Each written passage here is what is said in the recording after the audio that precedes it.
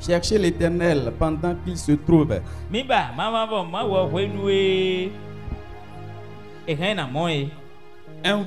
Invoquez-le tandis qu'il est prêt. Cherchez l'Éternel pendant qu'il se trouve. Invoquez-le tandis qu'il est prêt. Pourquoi les hommes ne veulent pas chercher Dieu? Pourquoi les hommes sont loin de Dieu? Tandis qu'aujourd'hui, nous avons la possibilité d'aller en sa présence et d'obtenir sa faveur. La faveur de Dieu change toutes les situations. La faveur de Dieu transforme les problèmes en solutions. Alléluia. Amen.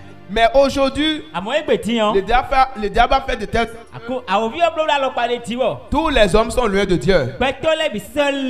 Et ils sont à la recherche de la solution à travers leur intelligence, à travers la réflexion humaine. Ce qui fait que beaucoup de personnes sombrent dans les nuages. Alléluia. Amen. Vous allez voir dans le livre de Psaume 53, le verset 3 dit: du haut des cieux, l'Éternel regarde les fils de l'homme pour voir s'il y a quelqu'un qui soit intelligent et qui cherche Dieu. Mais tous sont égarés. Ils sont à la recherche de leur solution par leur propre force. Ce qui fait que ils sont dans les souffrances, ils sont dans les douleurs, et ne peuvent jamais obtenir la solution. Parce que une solution parfaite se trouve auprès du Créateur seul. Et la Bible dit: à l'Éternel la terre et ce qu'elle renferme, le monde et ceux qui l'habitent. Même toi qui es assis là actuellement, c'est le Créateur, le Tout-Puissant. C'est lui qui t'a créé. C'est lui qui est ton origine parfaite. Il y a l'origine qui n'est pas parfaite. Parce que après la chute d'Adam et Ève,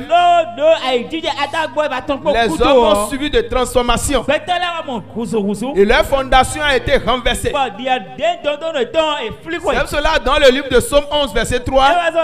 Vous allez voir quand David criait. Il a dit: quand les fondements sont renversés, le juste que ferait-il? Les fondements sont renversés au niveau des hommes. Les hommes n'ont plus de fondements parfaits.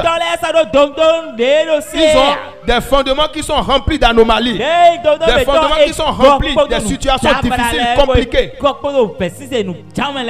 Parce que quelqu'un, par exemple, avant sa naissance, ses parents étaient au service du diable. Ils ont bien servi le diable avant que cette personne ne naisse. Mais quand il vient sur cette terre, la fondation sur laquelle il est né, c'est une fondation qui servait le diable. Donc sa fondation qui devait être de Dieu a été renversée. Alléluia. Amen. Parce que normalement tous les hommes qui sont sur la face de la terre devaient venir sur la fondation de Dieu. Devaient venir sur cette terre à travers la volonté de Dieu. Alléluia. Amen. Mais quand Dieu qui a créé toutes choses dans sa grandeur, il y a un ennemi qui s'oppose aux choses de Dieu. Et il cherche à détruire tout ce que Dieu envoie sur cette terre pour sa gloire. Mais ce qui se passe au niveau de nous les hommes, est que les hommes, ils ne veulent pas écouter Dieu. Alléluia. C'est tout le problème que nous avons. Parce que nous voyons que depuis la chute d'Adam, quand l'intelligence a commencé à fonctionner, la réflexion humaine a commencé à travailler.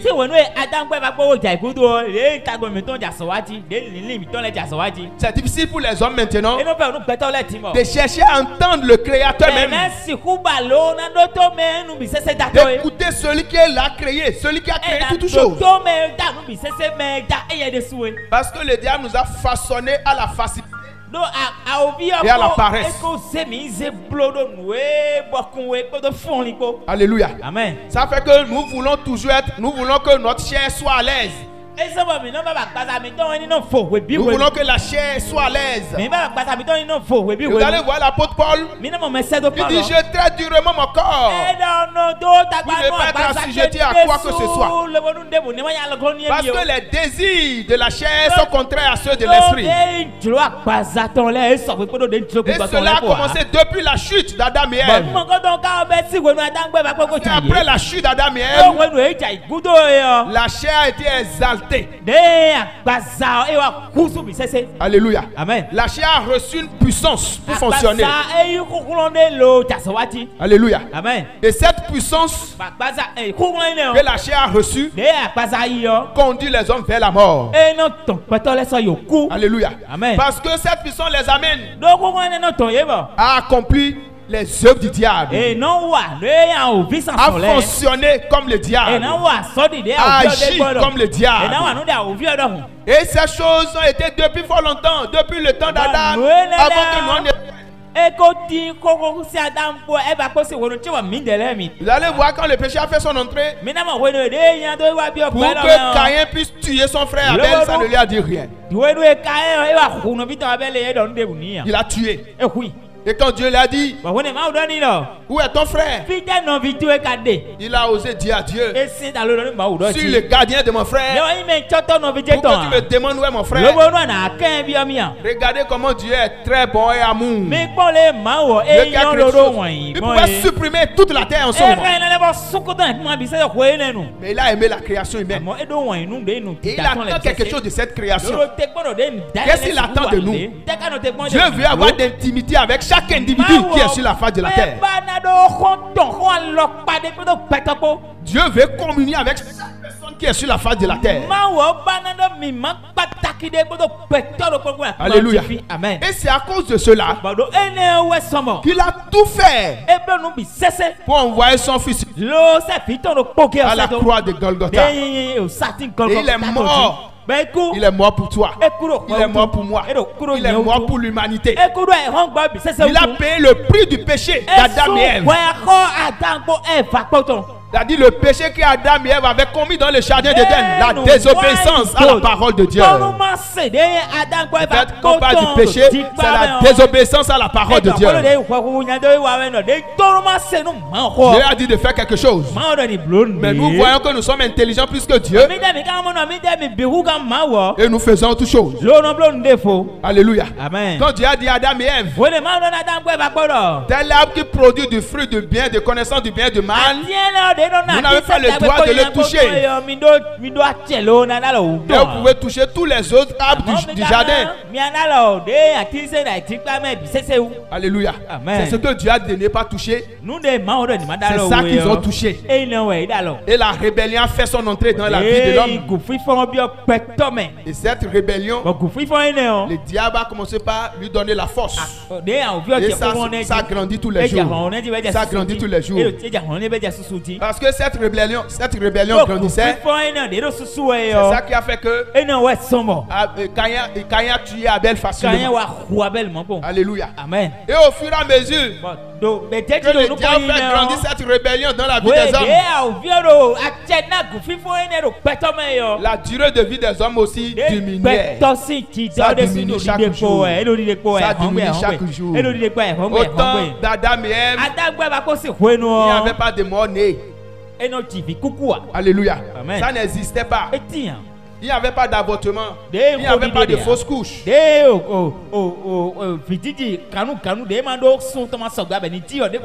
Alléluia. Amen. Mais du fait que le péché montait, la durée de vie des hommes aussi se réduisait. Jusqu'à ce que c'est réduit jusqu'à 0. Et ça n'a pas suffi. C'est réduit jusqu'au point où il y a des gens qui n'ont même pas quitté le ventre avant de mourir. Alléluia. Amen. Parce que le diable est à l'œuvre. Et son travail, c'est de conduire les hommes dans son train vers l'enfer.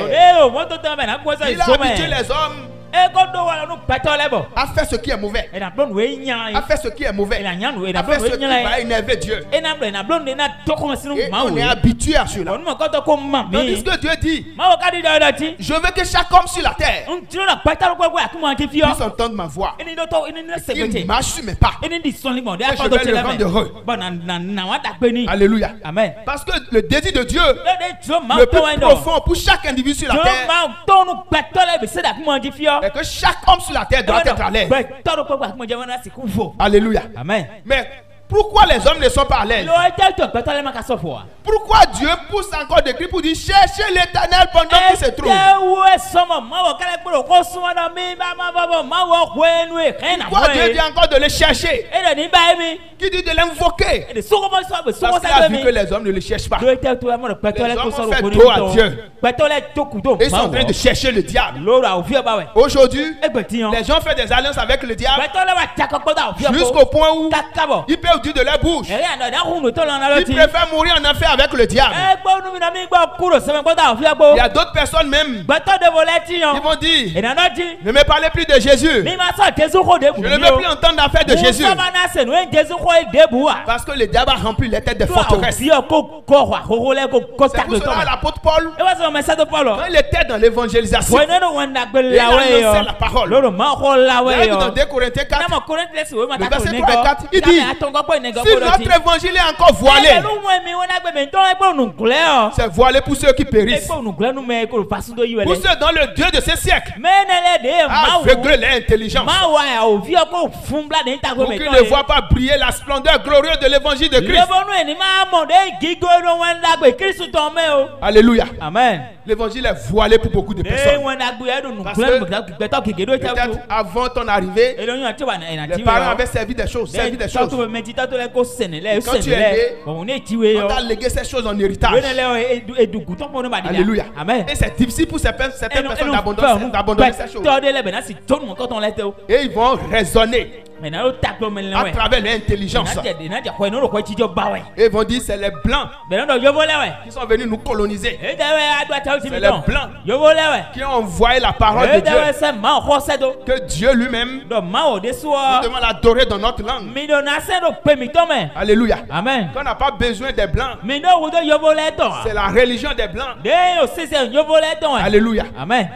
C'est la religion des blancs. Les choses que nous utilisons. Pourquoi on ne dit pas que les ampoules, c'est les ampoules des blancs? Pourquoi on ne dit pas que les motos que nous conduisons, c'est les motos des blancs? Les voitures que nous conduisons, pourquoi on ne dit pas que c'est les blancs? Il y a des Béninois qui fabriquent des voitures ici. Alléluia. Amen. Pourquoi on ne dit pas que c'est pour les blancs, on les utilise? Parce que le diable, il donne des raisonnements bizarres. C'est pour cela que l'apôtre Paul parlait aux chrétiens de Rome, dans le livre de Romains 12, le verset 2 et 3, il dit soyez transformés. Il dit ne vous conformez pas au siècle présent, mais soyez transformés par le renouvellement de l'intelligence, afin que vous discerniez quelle est la volonté de Dieu, ce qui est bon, agréable et parfait. Si nos enfants vont à l'école aujourd'hui, si nous étions allés à l'école, c'est en Afrique, c'est au Bénin on a créé l'école. Dans quelle langue je suis en train de parler? Je parle dans quelle langue maintenant? C'est dans ma langue je parle. Si je parle dans ma langue ce matin, combien de personnes vont entendre? Mais c'est Jésus seul que les blancs ont envoyé. Ils n'ont plus envoyé autre chose. On n'a qu'à laisser Jésus. Alléluia. Mais si nous voulons laisser ce que les blancs ont envoyé, laissons tout ce qu'ils ont envoyé. Pourquoi c'est Jésus qu'on veut laisser? Parce que le diable sait que lorsque vous avez laissé Jésus, vous allez périr dans l'enfer avec lui. Il y a quelqu'un, il ne faut pas périr en enfer. Alléluia. Amen. Il faut changer ta mentalité. Dieu a dit dans le livre de Colossiens, nous allons lire Colossiens 2. On avait lu un verset ici le vendredi. Dans Colossiens 2, est-ce que quelqu'un peut nous rappeler ça? Colossiens 2, le verset qu'on avait lu le vendredi passé. Colossiens 2, verset 8. Alléluia. Amen. Ça dit quoi? Prenez garde que personne ne fasse de vous sa proie par la philosophie.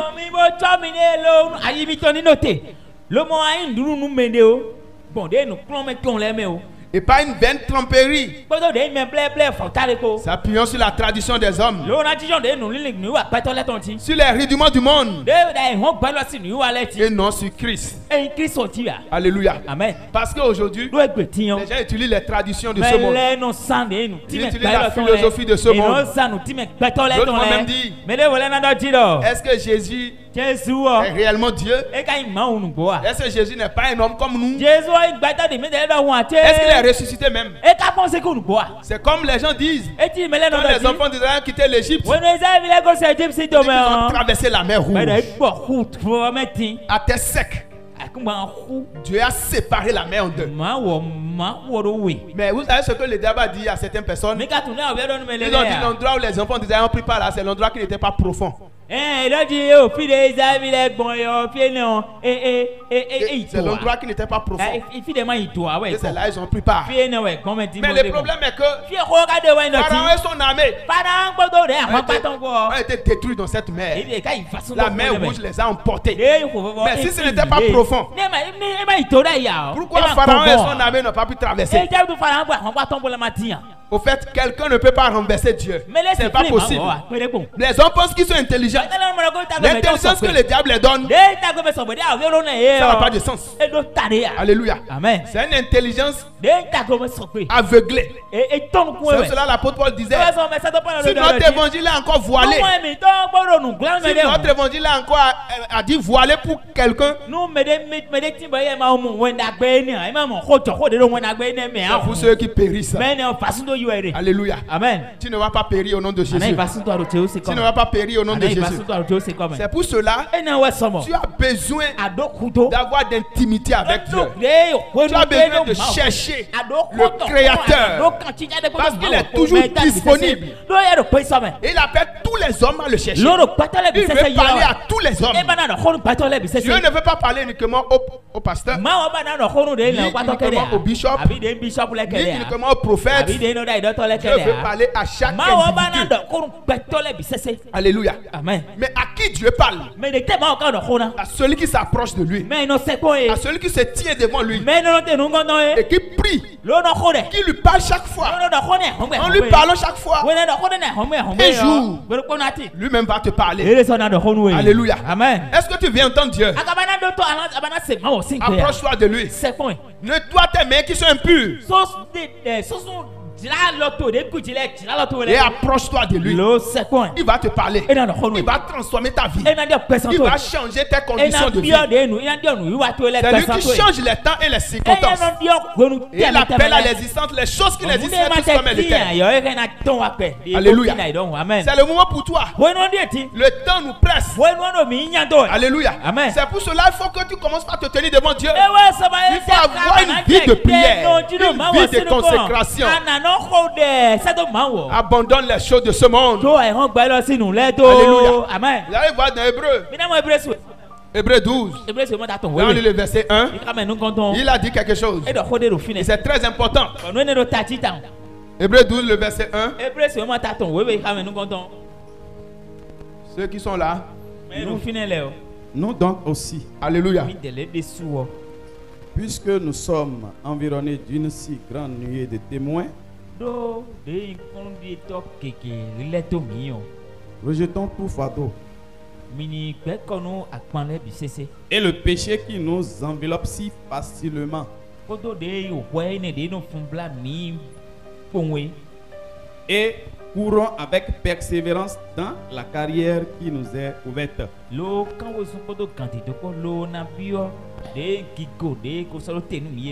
Nous donc aussi, dit toi aussi.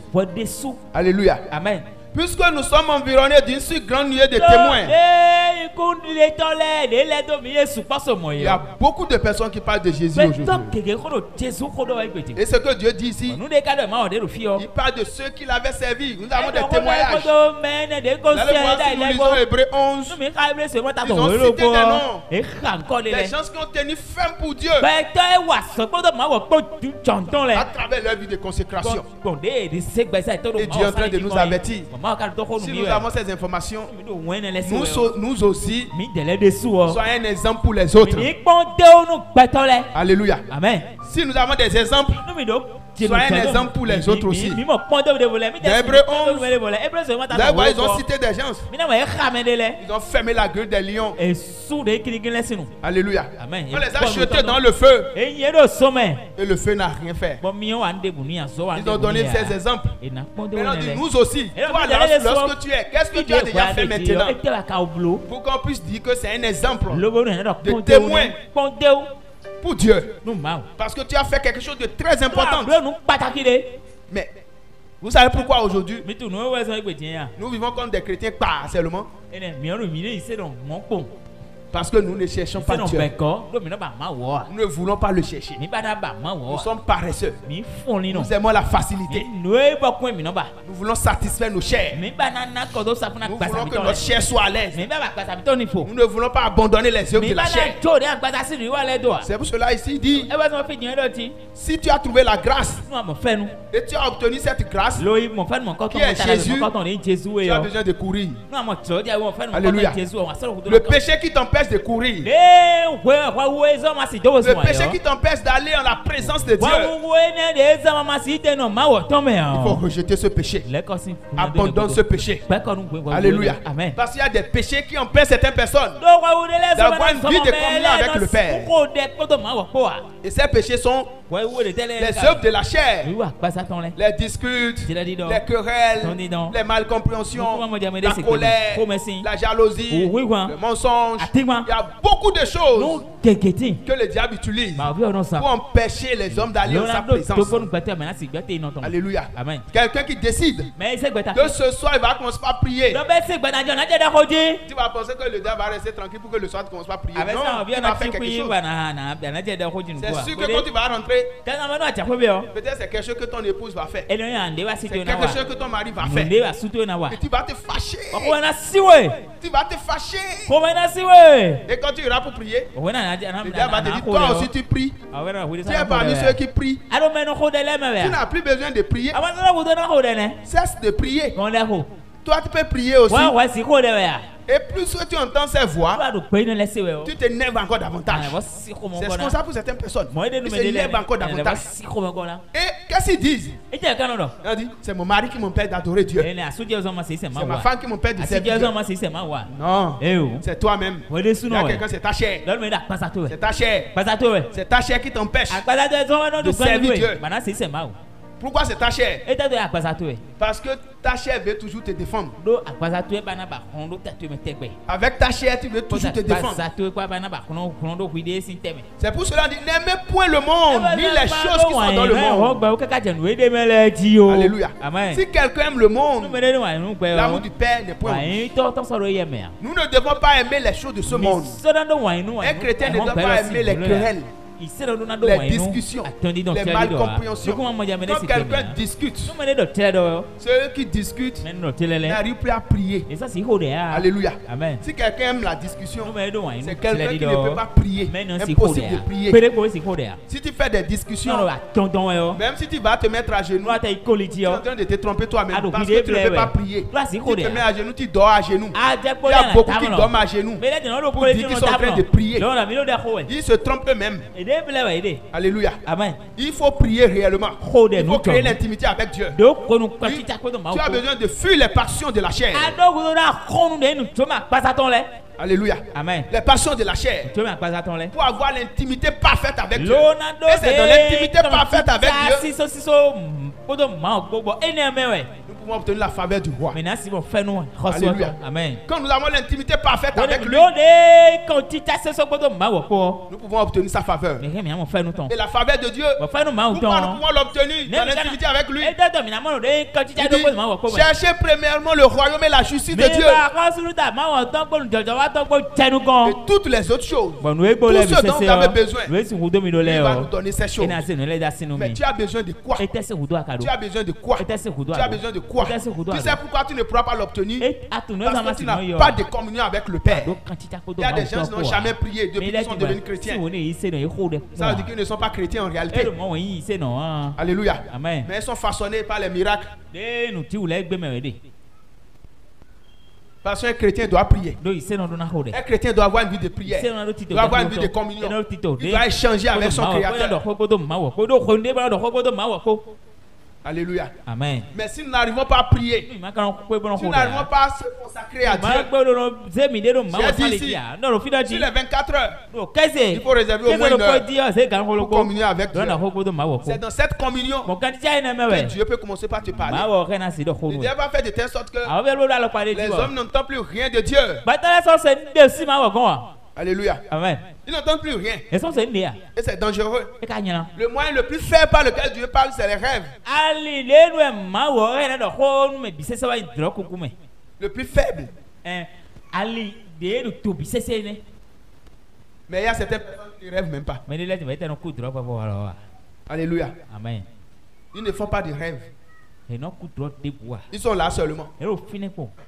Si quelque chose veut venir ou pas, ils ne savent pas. Or, dans Proverbe 29, verset 18,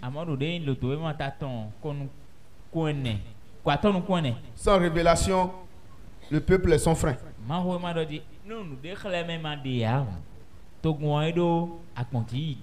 Alléluia. Heureux s'il observe la loi. Vous savez, ce qui fait qu'il n'y a pas de révélation, c'est parce qu'il n'observe pas la loi. Il ne marche pas selon les commandements de Dieu. Il ne veut pas vivre selon la parole de Dieu. Il veut vivre selon les chairs. Ça veut que ne peuvent pas entendre Dieu. Il y a certaines personnes, à cause de ce que les parents avaient fait même, aujourd'hui, ils peuvent avoir envie de servir Dieu. Mais il y a géant en eux qui les empêche même d'accepter Jésus. Ça veut qu'ils peuvent rester avec nous comme ça jusqu'à la fin. Et au dernier jour, il va leur demander, ah, où est Kojo? Il n'est pas parmi nous. Il est avec le diable là-bas. Parce qu'il a été avec nous ici. Mais à cause de ce géant qui est en lui, il n'a pas pu faire l'expérience de Jésus même. Parce qu'il y a certaines personnes, quand l'apôtre Paul dit, si notre évangile est encore voilé, voilé pour ceux qui périssent, pour ceux dans le Dieu de ce siècle, avec l'intelligence. C'est qu'il est en train de dire à certaines personnes, c'est comme si c'est impossible pour eux d'accepter Jésus. Il faut qu'ils passent à la délivrance d'abord pour que ces géants qui les empêchent, on puisse l'éliminer. Moi, un jour, une soeur m'a dit, je vais accepter Jésus, mais je n'arrive pas. Quand je prends la décision, je vois une opposition dans mon cœur qui m'empêche de l'accepter. L'opposition qui est dans son cœur là, c'est un gros serpent que le diable a déposé là. Et ce serpent va le conduire toujours à mentir, à dire des choses qui ne n'ont pas Dieu. Ce serpent va le conduire toujours. Parce que ce serpent, sa mission, c'est de le conduire en enfer. Vous allez voir l'apôtre Paul dans 2 Corinthiens 4, verset 3 et 4, quand il a parlé de si notre évangile est encore voilé. Quand il a continué dans sa lettre, dans 2 Corinthiens 10, il dit maintenant, les âmes avec lesquelles nous combattons ne sont pas charnelles, mais elles sont puissantes. Mais là, il parle de lui-même. Même s'il rencontre un cas comme ça, il a la possibilité de briser les forteresses pour aider cette personne à accepter Jésus. Mais le problème des hommes aujourd'hui, il y a quelqu'un, c'est l'orgueil. Vous ne voulez pas dire ça? Dis à celui qui est à côté de toi, notre problème aujourd'hui, c'est l'orgueil. Alléluia. Amen. Parce qu'on ne veut pas s'humilier. On nous aide. Les âmes avec lesquelles nous combattons ne sont pas charnelles, mais elles sont puissantes par la vertu de Dieu pour renverser les forteresses. Renversons toute hauteur qui s'élève contre la connaissance de Dieu. Les hauteurs que le diable a placées dans les vies et qui les empêchent de connaître Dieu. Il y a certaines personnes qui ont reçu la puissance de renverser ces hauteurs pour amener ces personnes réellement à connaître Dieu, à accepter Jésus dans l'esprit. Et dit, nous ramenons toute pensée captive à l'obéissance de Christ. Alléluia. Amen. C'est pour cela, là où tu es, si tu vois que tu n'arrives pas à communier avec Dieu, tu n'arrives pas à prier, Il ne faut pas avoir peur. Dis ta réaction. Dis ce que tu es en train de vivre. Il faut se réveiller. Et Dieu va te délivrer. Il est le Dieu des délivrances. Alléluia. Amen. Il dit que celui qui se rabaisse sera élevé. Mais l'orgueil fait que beaucoup de personnes. Parmi tous ceux qui viennent ici, c'est moi maintenant, il va dire que je n'ai pas pu accepter Jésus. Moi, je chante même. Je prie aussi. Tout ça là, c'est zéro. La vie de Dieu en toi, c'est ça qui produit la puissance de Dieu. Il y a beaucoup de personnes qui prient. Mais combien de prières sont exaucées? C'est comme j'ai dit, il y a beaucoup de parler en langue au Bénin. Mais si c'est parler en langue était vrai, le Bénin ne serait plus dans cet état. Et tout récemment, les enquêtes ont démontré que la plupart de ceux qui sont malades ont des problèmes de dépression mentale et qui sont dans les centres de stratégie, là où on traite les fous. On a constaté que c'est les chrétiens évangéliques qui sont nombreux là-bas. Vous savez ce qui les amène là-bas? Le faux du parler en langue. Parce que quand ils font ça à un moment donné, c'est la folie qui s'attrape. Parce que ils ont besoin de la délivrance. Ils n'ont pas eu la délivrance. Les serpents en eux, les serpents ont été exaltés par leur chair. Parce qu'on veut prophétiser forcément. Il veut la puissance de Dieu. Et le diable les trompe. Et il commence à parler en langue. D'autres parlent en langue, ils disent qu'ils sont morts. Parce que ce n'est pas Dieu. Ce n'est pas Dieu. Il y a les parlers en langue qui produisent la maladie. Il y a les parler en langue qui détruisent. Il y a les parler en langue qui donnent la folie. Et je suis sûr là où vous êtes maintenant, si depuis le matin je disais que tout le monde doit parler en langue, on va entendre beaucoup de choses ici ce matin. Et c'est en ce moment on pense que nous sommes dans une église de réveil. Réveil de serpents. Attention. Nous avons besoin de chercher Dieu, entendre Dieu clairement. Le discernement. Cherchons Dieu, cherchons l'Éternel pendant qu'il se trouve. Que quelqu'un ne vous trompe pas en disant Dieu m'a dit de te dire. Que Dieu n'est pas dit rien toi-même. Alléluia. Amen. Ça veut dire que tu as besoin d'aller en sa présence. Pour que tu l'entends toi-même. Pourquoi tu es chrétien alors? Tu ne veux pas entendre ton père quand il parle. Pourquoi tu dis que tu es enfant de Dieu? Tu ne veux pas entendre Dieu quand il parle. C'est pour cela que Dieu m'a dit qui est sourd comme mon peuple. Aveugle comme mon serviteur. Alléluia. C'est ce qu'il a dit au peuple d'Israël. Parce qu'il veut que chaque personne l'entende clairement. Et Dieu ne parle pas dans la chair. C'est ce qui compte. Jésus a dit les vrais adorateurs adoreront le Père en esprit et en vérité. Alléluia. Donc quoi tu adores Dieu? Jusqu'à ce que tu as commencé à parler en langue. Tu l'adores en esprit ou bien dans la chair et tu as commencé à parler en langue. Si c'est dans la chair, ça parler en langue vient de la chair. Ceux qui sont dans cette situation, avant que ça ne s'empire, ils passent à la délivrance. Ceux qui ont parlé en langue pour le diable, ceux qui ont parlé en langue pour Satan. Il y a certaines personnes, ils vont à des endroits donnés, on apprend à parler en langue. C'est de n'importe quoi. Cessez de dire ces choses. On n'apprend pas à parler en langue. C'est Dieu qui donne. Que c'est Rukatatata.